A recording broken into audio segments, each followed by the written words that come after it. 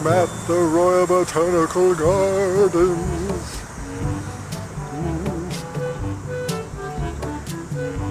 Just between Burlington, here, I'm gonna cut through.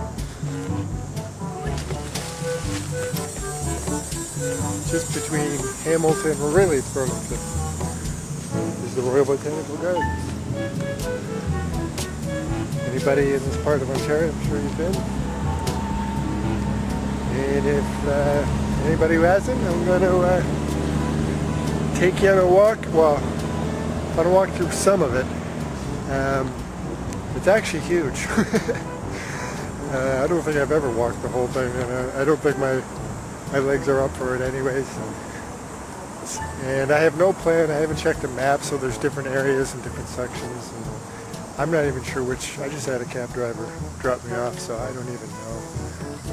I can't even find a kiosk. I'm just kind of wandering through parking lots until somehow I find myself in the Botanical Gardens itself. And then maybe from there we'll find a map or something. Well, the perils of not planning and not knowing where you're going.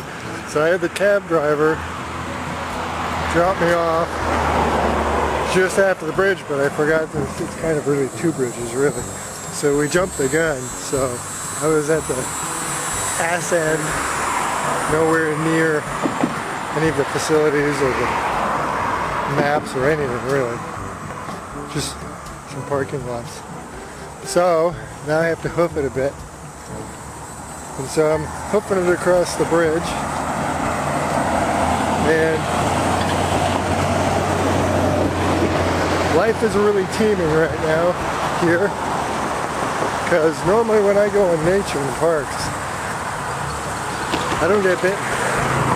Not by mosquitoes, you know, the odd one once in a blue moon, but while everybody else is getting eaten up, the flies are leaving me alone. They might buzz around me a little bit, same with bees or whatnot, but I don't get stung, I don't get bit. I shouldn't say that not going into this park, but oh well. But I can tell you on the walk across the bridge, I was getting eaten alive by, I guess, flies. I've never seen these kind of flies before. They were very bright colored, orange wings. They almost looked like a cross between a fly and a moth, but with small wings, but I don't know. Maybe it's just the coloring.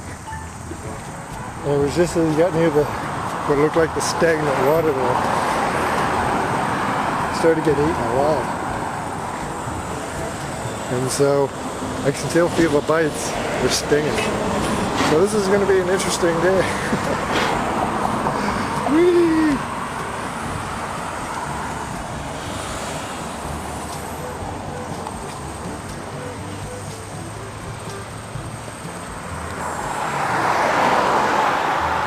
So, now I've been walking 10 minutes.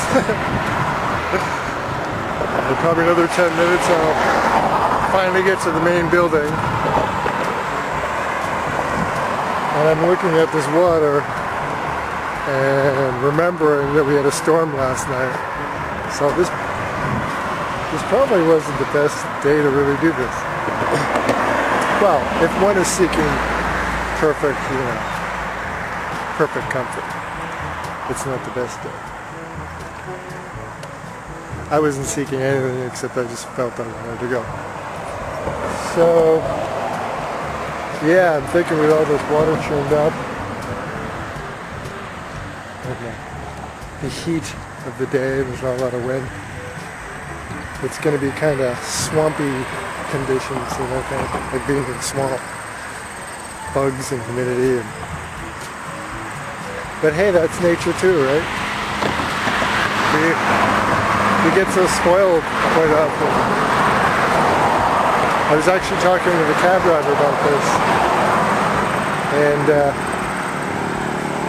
it's amazing. People find a way to complain about the weather no matter what, and I really see that now because it really doesn't matter what the weather is. I mean, there's a lot of people who enjoy the weather, but there's a lot of other people that are pretty picky. They don't realize it. And this summer has been actually incredible. It's been not too wet, not too hot, not too, it's just been perfect. And with maybe 1 or 2 real hot days. And no big long torrential downpours, just the right amount of scattered rain. And still, whenever you go out, it'll be the most gorgeous day. And you ask somebody, you start, like everybody does, you start talking about the weather, and the first thing they do is start complaining. So, now on a day like this right here, it would be easy because it is kind of icky. But, again, we need to embrace nature.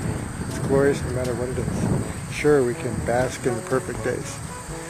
I don't think we should hide from the not so perfect days, because they're perfect too.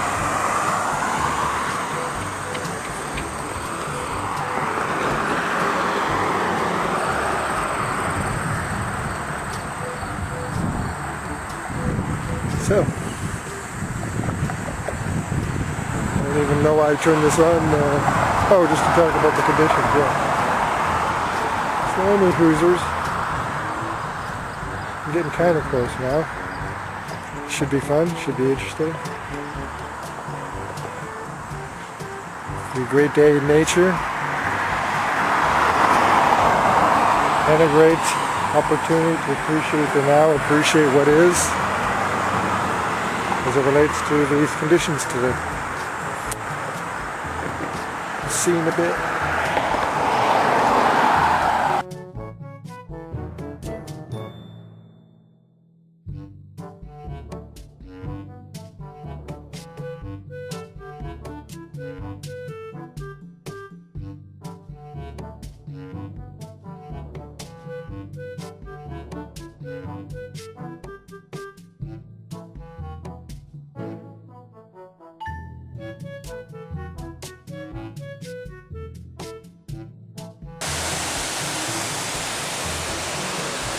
Alright, I got my stamp.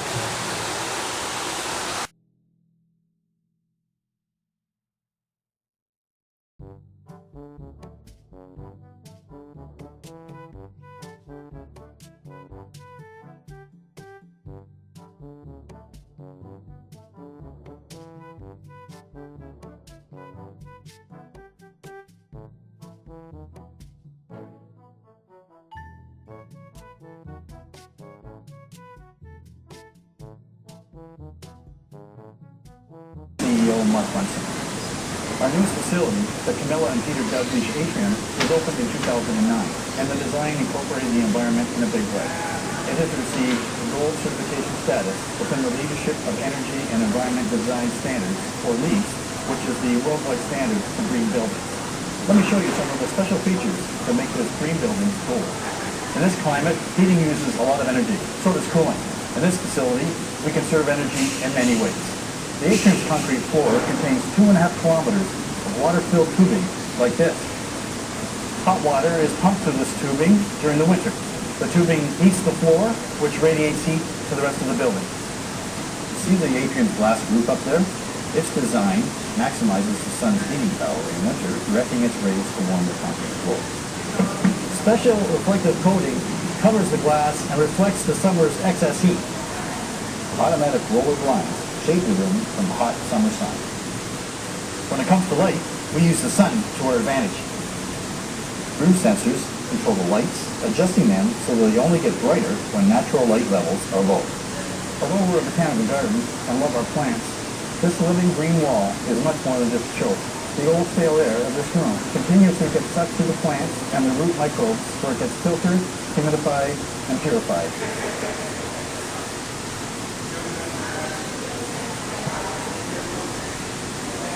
The world's water supply is limited, so it's important to conserve every drop we can. The atrium's roof is designed to collect rainwater and store it in an underground system. That way, when we need the water here and here, we won't have to use a single drop of treated drinking water. Toilets are equipped with a dual flush system, and urinal flushing is motion activated to save water. Washroom lights and taps are motion activated. While taking the stairs may be better for you, there's no need to feel guilty about using our elevators.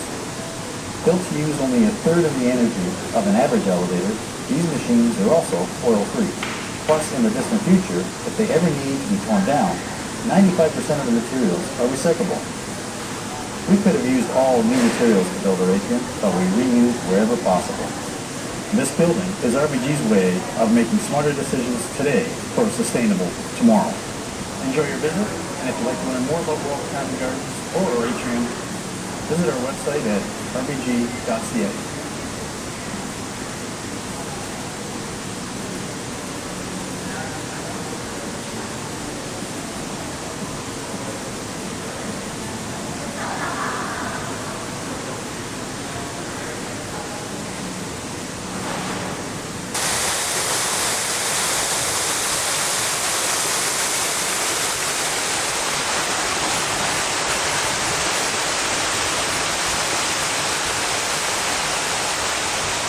I can't read that. Well, I could, but I'm not going to. Alright, let's go into the tunnel. I got my map. A lot of stuff's closed, so...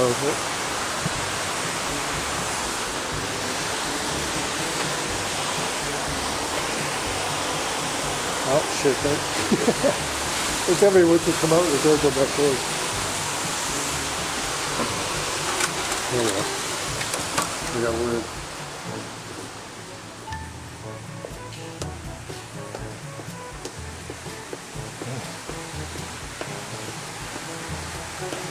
Oh, look at that. Oh.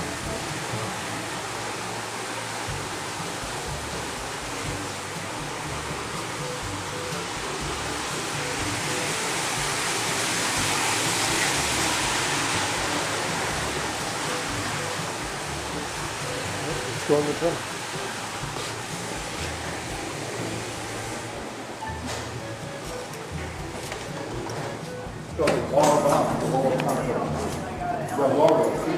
You're welcome.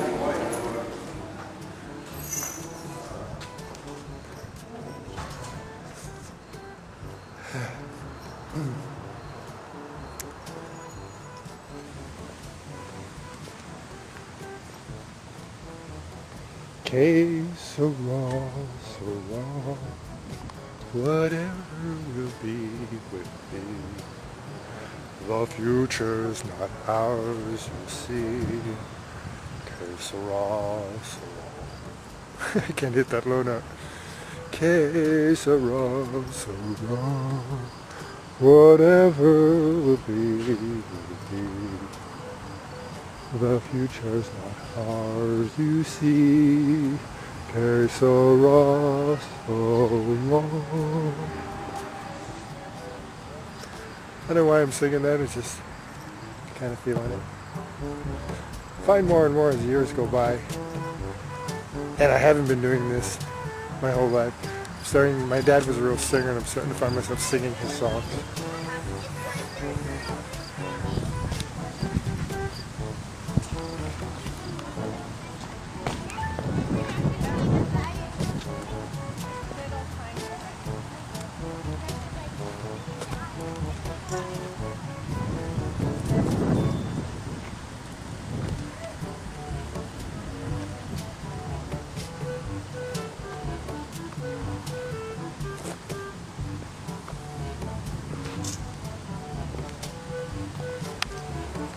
Alright.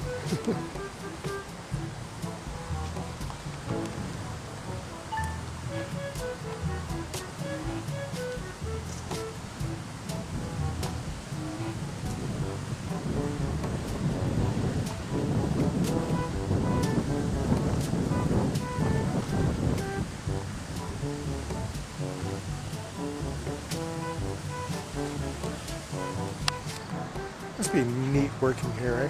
I don't know, maybe it stinks, but I would think it'd be neat. If your bosses are, you know, too bad, but the work itself, you know, looks pretty lovely to me. Looks like it'd be nice to have a job to take care of all this and create.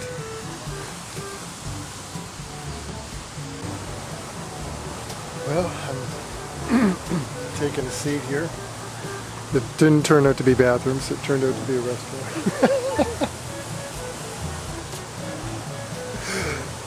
If anybody sees this who works here, it's not a reflection of the place. I just saw bathrooms at the front, and because you can't see any activity today, and it's just such a square building, but there's a restaurant over there, so yeah. I'm waiting for, man, I get kind of milk. Well, I guess it's not that expensive, but it's, I paid $15 for an orange juice. Get a B. Come on, B. Yeah, he's interested in my orange juice. So I got $15 for some vegetables, some dip, and some orange juice. But hey, that's today's world. Anywho, just waiting for it. Drinking my orange juice. Trying to keep the bees away. Okay, now I know why the price. I was just trying to go for something light. That's what I asked them. And this is light. I guess it's light in today's world, but it looks beautiful, but holy moly. Really not that hungry. Anyways, I'll give it a shot. Hi there.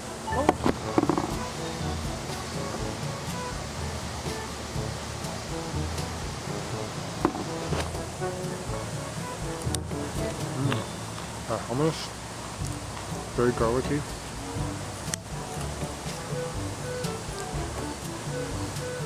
I've been starting to show myself eating so much lately. I don't even eat that much. I guess I'm running out of exciting things to show you guys. I don't know what this is. I'm gonna guess a flavored hummus. Red pepper.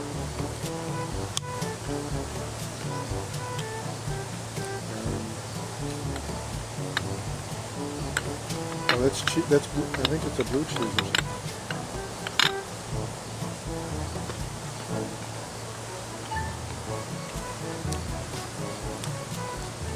Interesting. Some kind of cheese. And I don't know what this is.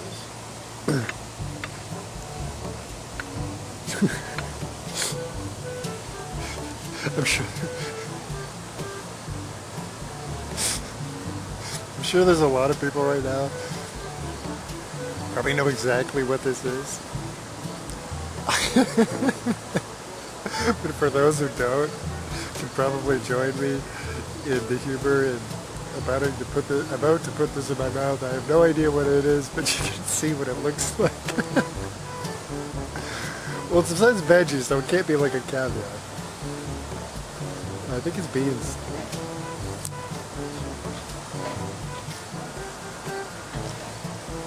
No? Oh.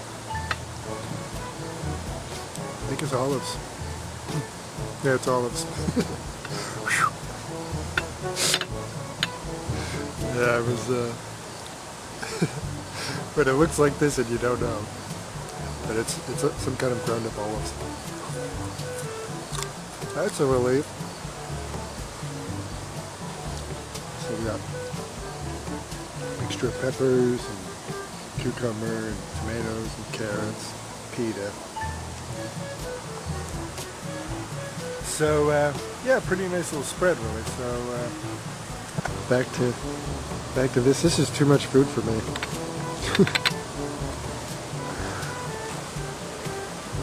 I just wanted a snack.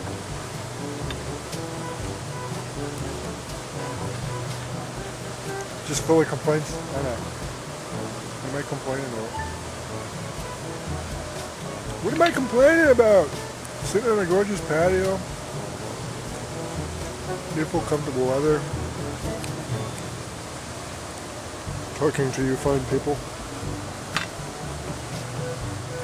And eating really yummy garlicky hummus. I like my hummus really garlicky. It's rare you find one pre-made that's really garlicky. That's my hummus. I tend to really go crazy on the garlic. Of course, I'm hearing a lot, some people I should say, are claiming, and one guy, he's passed away now, but some scientist, I forget his name. I don't even think he was a scientist. I think he was a retired truck driver, just kind of got into certain fields on his own. Anyways, saying garlic is poison. I don't know what to believe about that except two things. All I can do is tap into personal experience. One, my Uncle Al lived into his 80s, and I believe it was leukemia. I'm not sure. He was born with something. Whatever it was, he had matchsticks for legs, and he always walked with a cane. And he really was a simple man, so he was very generous with others, but not himself. Amazing guy, Uncle Al. And his clothes, a lot of times he picked out of the garbage. His bicycles, he'd go bicycling every day. He put together through broken bicycles he'd find in the dump. Even his car was fastened, which he rarely drove. It was this old beater that he had like stuff from the inside the house. He had rigged inside, I can't remember what, but like instead of a floor pedal, you know, you'd have something from like inside the house. And, you know, you'd have a lever or something would be replaced with a doorknob. And very creative guy, very simple guy. And his house, he really didn't have any food except dried vegetables he ate every day. He boiled them into a mush, ate it, and he'd throw garlic in it. And he'd go biking, and super happy guy. If I can find, I'll post a picture here of him because he was wonderful. Besides my dad, probably the loveliest man I've ever met.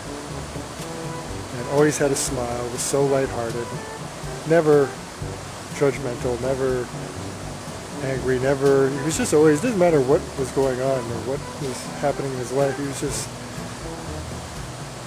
just a happy, simple man. An amazing guy.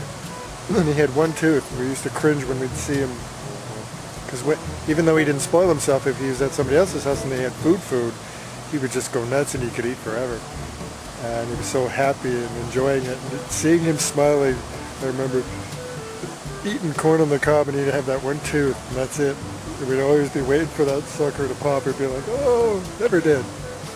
Never did. Anyways, getting sidetracked. Garlic, so that's all he really lived off of, was just mush and garlic. And he was healthy as a horse. So I don't know what that proves.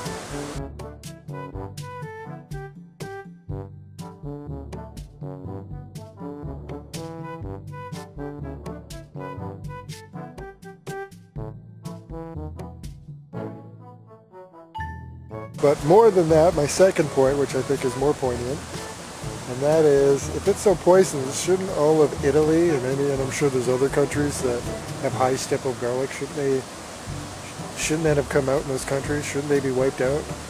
That's my only thing on that.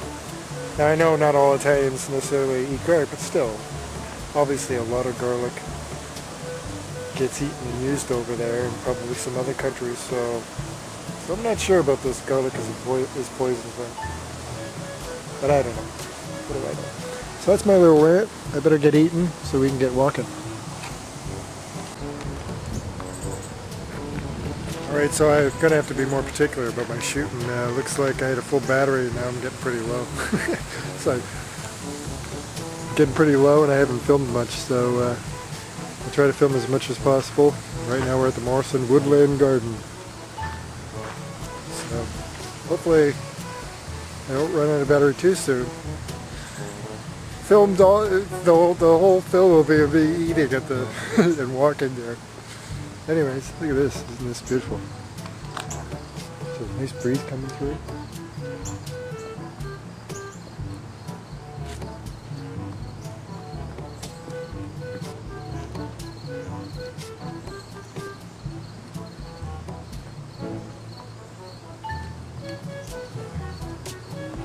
I don't know what kind of tree this is, but it's beautiful, but the leaves are huge. Let's see if I can get to it.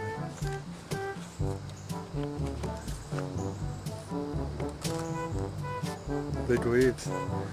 You wouldn't think it's natural to this area, but look at the buds. Look at this.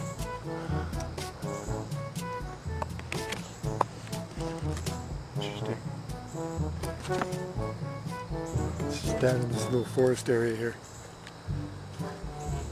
Let's keep going.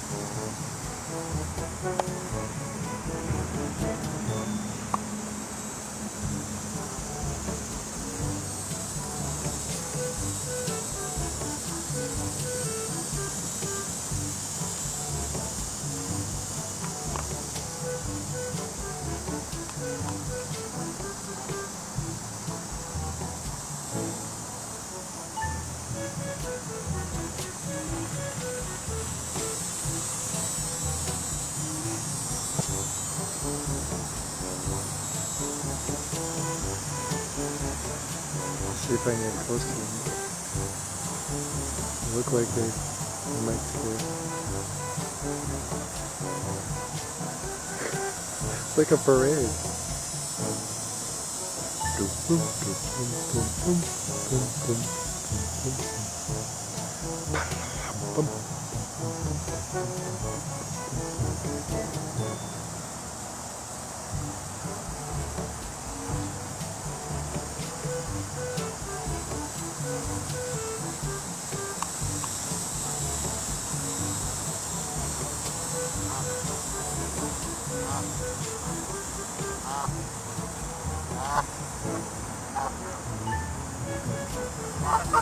Oh, there they go.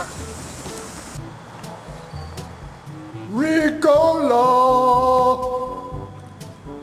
Hey, check it out. I really wanted to wear this shirt, haven't worn it in years, and I had to use safety pins. Because I only have one button. Anyways, going back over the other side. Yo-la-la-la-ee-oo.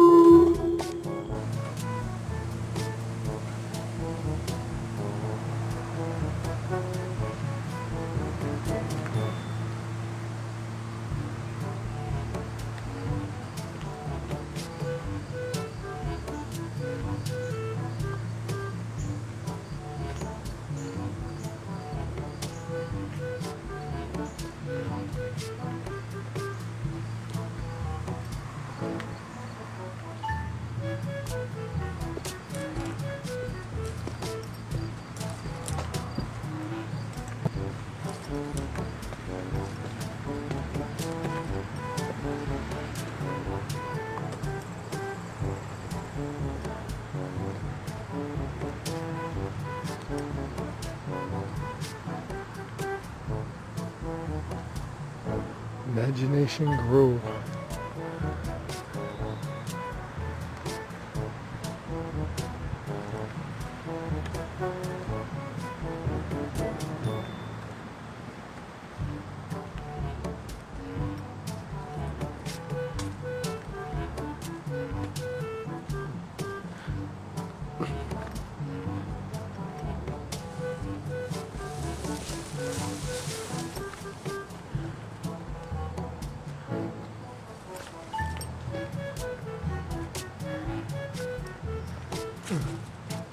Interesting.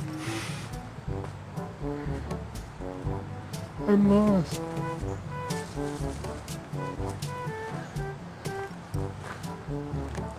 Well, it's imaginative, that's for sure. Oh, this is cool. Geez, I could live in this. Just put this on a beach. You're in business. Right on. Oh yeah. This is cool. I want one.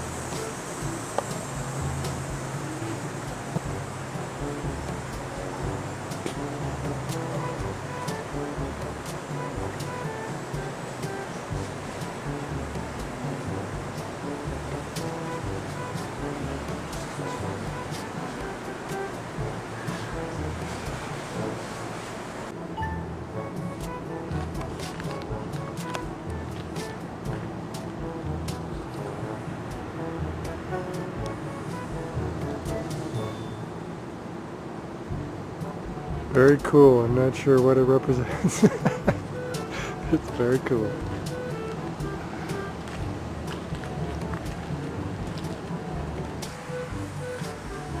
Well, I think I'm just about done. I've only explored a fraction of the botanical gardens, but I've explored quite a bit. Mostly I haven't gone where it's pretty much closed anyways, or it's just way, way out there. But all the immediate gardens and areas and levels, I'm kind of getting pooped, so I think I might head home soon. This sure is lovely though. So many little nooks and crannies and little gardens. That's what I really like about it actually, is all these little, there's tons of these little nooks, these little mini gardens.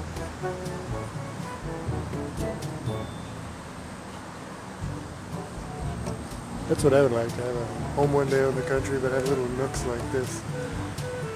But, you know, if I could have a wish, if I could wish upon a star. But anyways, so, hope you found it interesting.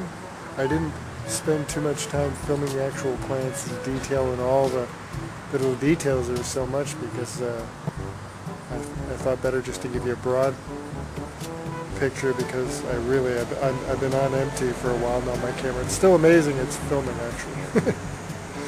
So if you really want to explore, go check it out. Royal Botanical Gardens in Burlington, right at the edge where Hamilton, you know, in between Hamilton and Burlington. You know, you'll need a whole day.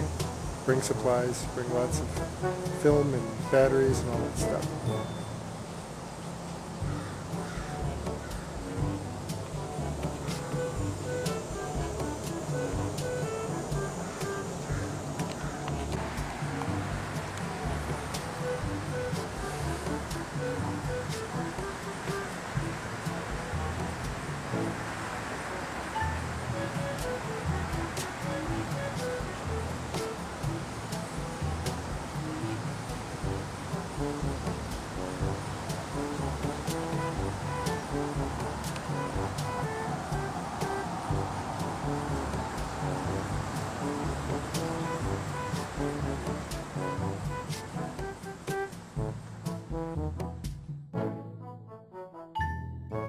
Bye.